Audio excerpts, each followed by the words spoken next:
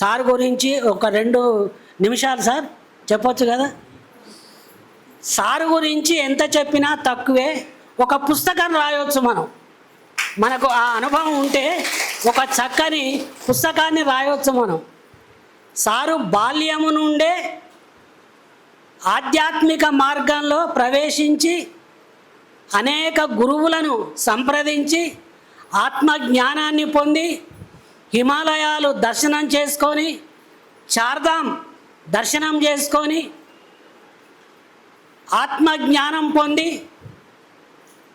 PMC ఛానల్లో గురు పరంపర కార్యక్రమంతో కొన్ని వందల మంది ఆత్మజ్ఞానులతో యోగులతో గురువులతో ఇంటర్వ్యూ తీసుకొని అన్ని రాష్ట్రాలకు ఆ ఆత్మజ్ఞానాన్ని పంచిన ధన్యయోగి సారు.